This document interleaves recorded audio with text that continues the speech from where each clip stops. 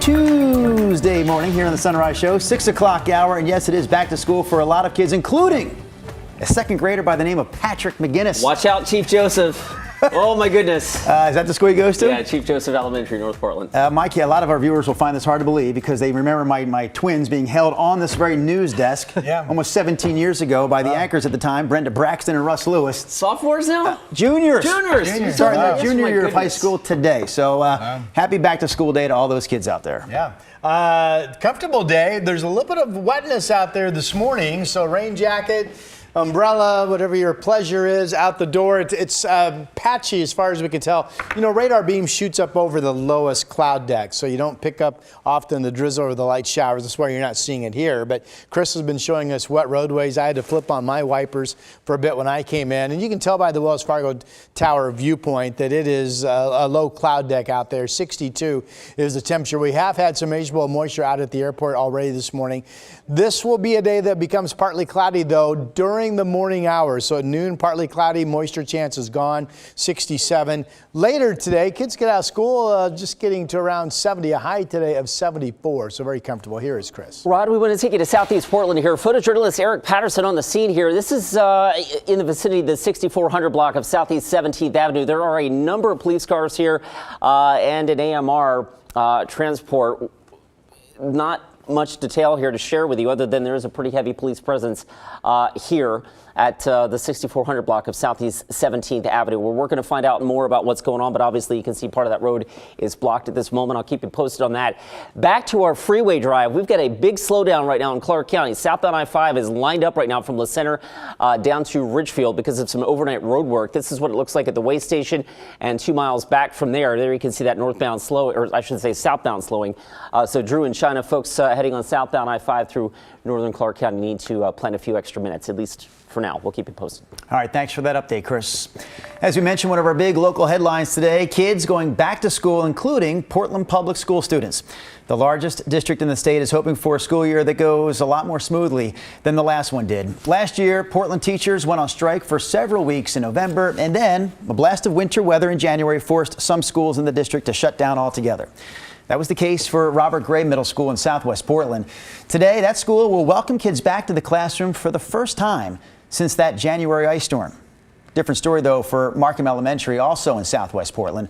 Markham was badly damaged during that same ice storm, and the district says their building won't be ready for students until sometime after January 1st. So for now, Markham Elementary is having its kids go to Jackson Middle School.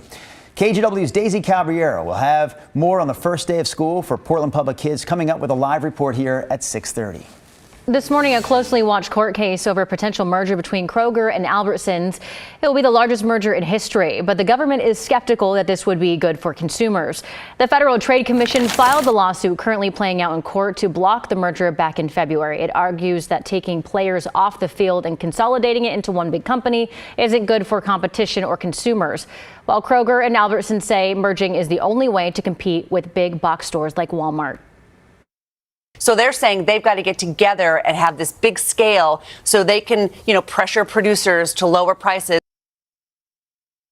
If the deal goes through, Kroger and Albertsons says that they'll sell dozens of Safeway, Albertsons, and QFC stores in Oregon and Washington. It's now up to a federal judge to decide if it will grant the FTC's request for a deal. Now, stick around. After sunrise, the Today Show will have more coverage on the Kroger-Albertsons merger and what it could mean for consumers. That's coming up right after sunrise at 7. New this morning, a Hillsborough mom was caught stealing hundreds of dollars worth of merchandise with her young children in tow. Police say she actually hid the items in her child's backpack. Yesterday, she was cited instead of arrested because her kids were with her at the time. Police say those kids are preschool and grade school aged. A Portland public school teacher charged with luring a minor pleaded not guilty in court. Craig Douglas Myers is accused of starting a conversation online with a detective who he thought was a 13-year-old girl. The detective says the messages became sexually explicit. Portland police say Myers admitted to sending the messages and told them that he chats when he gets stressed, saying it's, quote, just pretend. Douglas Myers is currently on paid leave from his job as a math teacher at Hosford Middle School. The Oregon Department of Corrections is looking for this man. He's 44-year-old TJ Harvey Bennett. Authorities say Bennett walked away from a work crew in Salem yesterday afternoon. He was last seen near the corner of Southeast 46th Place and Red Cherry Court. He was wearing a blue shirt, orange vest, and blue jeans. Bennett was incarcerated for a burglary last year and was set to be released as early as next March. If you see Bennett, do not approach him. Call Oregon State Police. An all-vegan grocery store in Northeast Portland says it has to replace its entire refrigeration unit after it was vandalized. The owner of Food Fight Grocery says she's dealt with vandalism and break-ins before, but she never thought anyone would go after the equipment in the back of her store. Friday morning, she says thieves stole all of the copper and all the aluminum out of the fridge. The cost of a new unit plus adding extra security measures is expected to be about $15,000.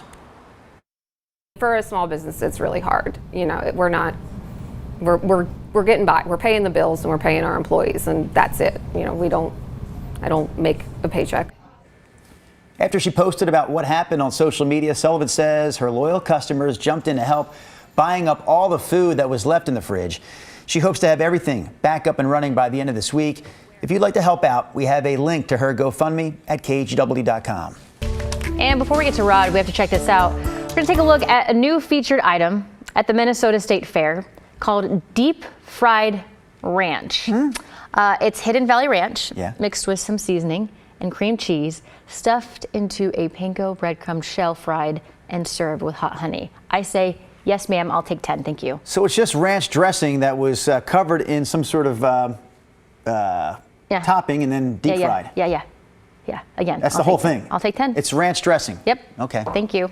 Also, by the way, the Oregon State Fair is going on right now down in Salem. It runs through September 2nd. They took the dressing, Rod. Yeah. And they deep fried it. They put it with cream cheese, right? So the ranch seasons the cream cheese or some honey thrown in. Actually, it sounds good. What are you doing there, girl? Well, I was talking and she was being seen and it didn't work out as I had planned. But I'm with China on this. I think this sounds okay. I can't figure it out. All right, let's go to my big, beautiful solo single shot. Here I am. Good morning, everybody. Cold front coming through this morning. We talked about this yesterday. It has produced quite a bit of our Portland metro area has seen enough light moisture fall to make the roadways wet in many spots.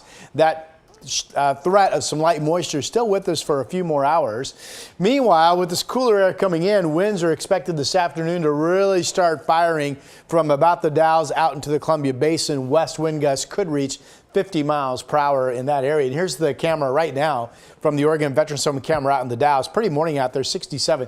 Winds were gusty a couple hours ago, but they've calmed down, but they are expected to fire again mainly this afternoon. West winds 15 to 35, potential gust out to the Columbia Basin as high as 50 miles per hour. Here's a view from the Wells Fargo Tower camera. Solid cloud deck, 62 degrees, still some patchy drizzle anyway being reported out there at this hour. 59 in Oregon City, 62 in Vancouver. We're all kind of in that range. It's 60 in McMinnville, 61 Salem, 55 out in Silverton and Estacada this morning. So the chance of some light moisture is only this morning. This afternoon, everybody is partly cloudy and even mostly sunny. 80s in Baker City and Burns, but the rest of the inland areas generally will be in the 70s, including Salem, Portland, Albany, Kelso, Longview, right about 69 or 70 for a high. 74 in the Rose City. Tomorrow we warm back up to 83, and here comes that stretch of hot 90s returning. 92 Thursday, mid-90s on Friday, 96 Saturday, cooling down Sunday. There's actually a shower threat with highs back into the 70s for your Labor Day Monday, and that is your forecast. Hey, Rod. Yes. When I say Sherry's, you think what? Pancakes. Okay. Pies. I'm supposed to say pies, but I get their pancakes too. Either P word would work, but that is not, unfortunately, what we're talking about this morning when it comes to Sherry's, a Pacific Northwest staple facing serious financial troubles now. What could be next for the local restaurant chain? Plus, IKEA getting into the secondhand resale game. What we know about this brand new IKEA venture.